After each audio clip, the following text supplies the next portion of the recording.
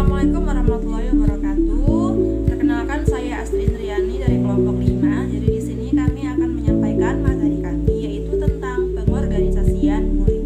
Baiklah, langsung saja.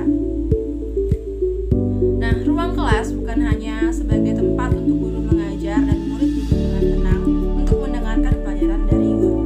Kelas adalah tempat kegiatan pembelajaran yang menitik beratkan pada interaksi dan aktivitas belajar murid. Oleh karena itu, keharmonisan perpaduan pengorganisasian kelas dan pengorganisasian murid akan sangat mendukung terciptanya kelas yang berinteraksi pada kegiatan pembelajaran.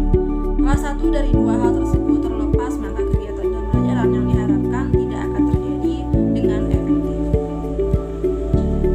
Nah, kelompok belajar. Nah, di sini yang pertama ada membentuk kelompok belajar, lalu yang kedua merencanakan kegiatan belajar, dan yang ketiga adalah meningkatkan keterampilan belajar kelompok. Nah, bagaimana cara membentuk kelompok belajar? Nah, yang pertama adalah mengelompokkan kelompok belajar berdasarkan persamaan kemampuan. Nah, jadi murid-murid itu dikelompokkan berdasarkan tingkat kemampuannya ya. Misalnya kelompok A terdiri dari murid-murid yang berkemampuan cepat, kelompok B terdiri dari kelompok murid yang berkemampuan sedang, dan kelompok C terdiri dari murid yang lambat. Nah, keuntungan dari kelompok belajar ini diantaranya adalah memungkinkan murid-murid bekerja sama ya dengan tingkat kemampuan yang sama, lalu memudahkan guru untuk memberikan materi dan tugas-tugas sesuai dengan materinya. Lalu yang kedua adalah kelompok belajar berdasarkan kemampuan yang berbeda. Nah, kelompok seperti ini terdiri dari murid-murid yang kemampuannya berbeda satu sama lain. Nah, kelompok seperti ini cocok untuk kegiatan bersama, misalnya pengamatan, kunjungan wisata, olahraga, dan kesenian, di mana guru dan tutor bekerja sama dengan murid-murid untuk memberikan pengarahan dan membantu di mana yang diperlukan. Lalu yang ketiga adalah pengelompokan sosial. Nah, pengelompokan sosial ini didasarkan pada kecocokan di antara murid ya, dan mencerminkan keharmonisan dalam belajar. Nah, kelompok seperti ini bermanfaat untuk meningkatkan keyakinan diri pada murid yang lemah. Mereka tidak akan ragu atau segan untuk mengeluarkan pikiran mereka dan juga pendapatnya kepada teman sekelompoknya ya. Lalu bagaimana cara merencanakan kegiatan belajar? Yang pertama adalah menentukan bagaimana cara murid bekerja sama. Lalu yang kedua adalah menentukan program pelatihan bagi pengembangan keterampilan bekerja sama. Lalu yang ketiga memberikan tugas yang dapat dihasilkan oleh kelompok. Yang keempat meletakkan dasar-dasar kerja secara teliti, dan yang kelima adalah memutuskan bagaimana belajar bersama akan dievaluasi. Baiklah, untuk materi selanjutnya akan dijelaskan oleh teman saya. Terima kasih. Baiklah, perkenalkan, nama saya Franciscus. Jadi saya akan melanjutkan presentasi dari saudari Astri Indriani. Jadi kita masuk bagaimana cara meningkatkan keterampilan belajar kelompok. Keadaan kelas selama ini ditandai dengan adanya persaingan antar murid. Murid bekerja sendiri-sendiri, tidak ada kerjasama, serta adanya perbedaan yang cukup jauh antara murid yang maju dengan murid yang lambat.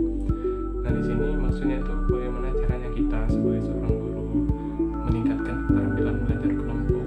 Nah, caranya itu ya kita bentuk mereka dalam kelompok agar mereka bisa bekerja sama, tidak belajar sendiri-sendiri.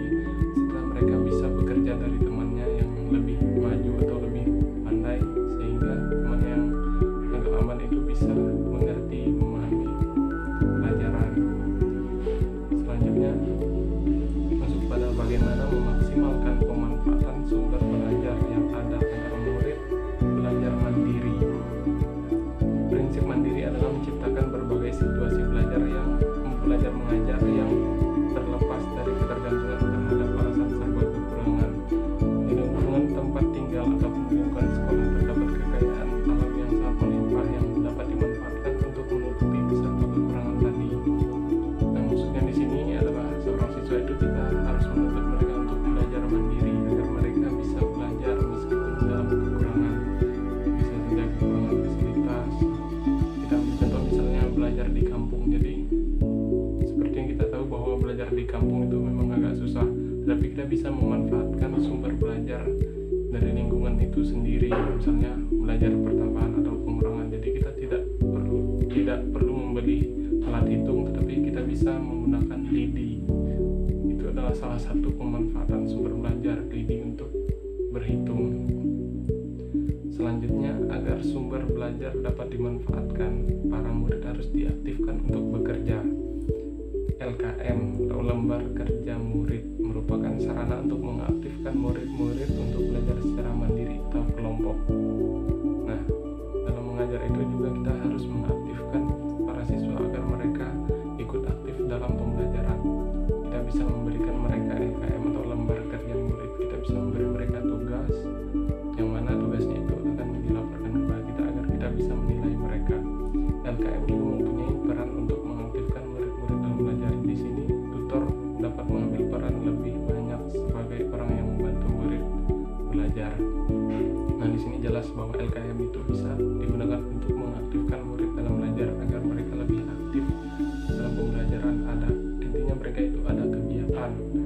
Selain itu mereka bisa memperoleh pengetahuan. Nah, di sini tutor dapat mengambil peran lebih banyak sebagai orang yang membantu murid belajar. Tutornya itu siapa? Yaitu guru itu sendiri, tutornya yang menuntut mereka, mengawasi mereka, membimbing mereka.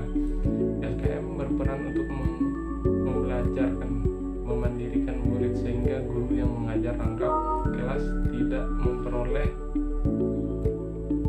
kesulitan lagi dalam membelajarkan murid di 2 kelas atau lebih. Nah, maksudnya di sini artinya jika kita ada guru yang mengajar kelas rangkap 2 kelas, misalnya kelas 3 dengan kelas 4.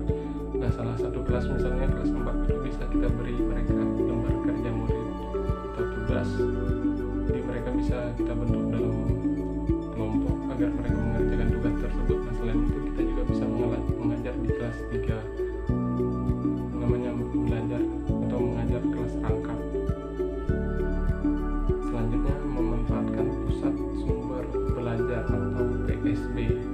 Di PSB itu adalah suatu cara yang baik untuk memantapkan atau memperkaya belajar murid-murid pada pola kelompok belajar, di mana peran guru sebagai pengatur dan pengawas belajar terasa masih sangat dominan. Tetapi dalam memanfaatkan PSB, peran guru tidak sebesar pada kelompok belajar.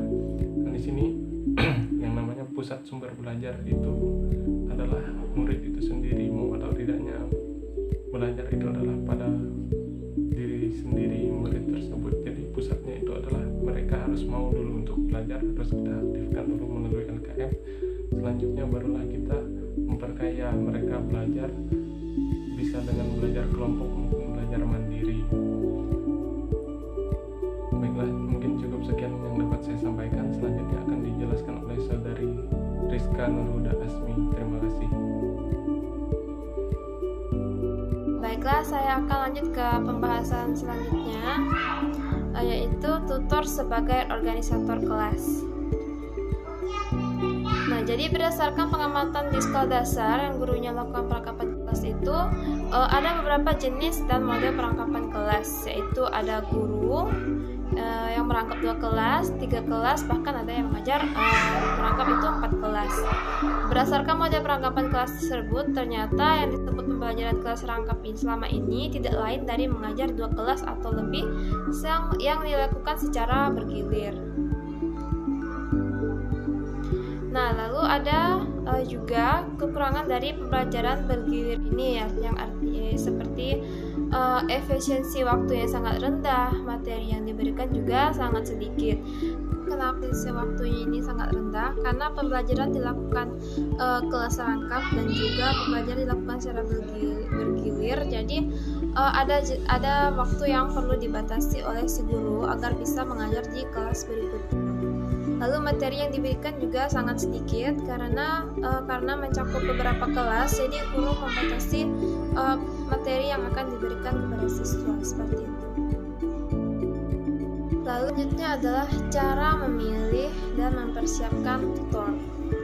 Jadi di sini ada beberapa tutor seperti tutor sebaya, tutor kakak, tutor dari masyarakat, penjaga sekolah yang sebagai tutor. Kita bahas yang tutor sebaya. Jadi tutor sebaya ini yaitu seorang murid yang membantu belajar murid lainnya dalam tingkat kelas yang sama. Artinya ini misalnya siswa ini pintar dan lebih menguasai materi pembelajaran, maka guru bisa mengarahkan siswa yang sudah paham ini untuk mengajarkan siswa yang belum paham. Lalu ada tutor kakak. Tutor kakak ini dipilih dari kelas yang lebih tinggi. Tentu saja ya, tutor kakak ini kemampuannya harus di atas kemampuan rata-rata, karena ia berperan untuk membantu adik-adik kelasnya dalam belajar. Nah, yang selanjutnya itu tutor dari masyarakat. Tutor yang berasal dari masyarakat ini baru bisa dilaksanakan apabila keadaan memaksa, misalnya harus merangkap 3 kelas atau lebih sekaligus. Dan juga sebagai contohnya tutor dari masyarakat ini seperti misalnya guru membawa siswa karya wisata. Nah, di sana kan ada penjaga karya wisata yang memberikan pengetahuan tentang tempat-tempat wisata tersebut. Nah, media penjaga yang memberikan informasi tentang wisata itu bisa menjadi tutor yang dari masyarakat. Selanjutnya yaitu penjaga sekolah sebagai tutor. Dijadikan tutor jika sekolah tersebut kekurangan guru. Dan tentu saja ada syarat di mana penjaga sekolah ini bisa dijadikan tutor, yaitu dengan mempunyai pengalaman dalam mengajar dan juga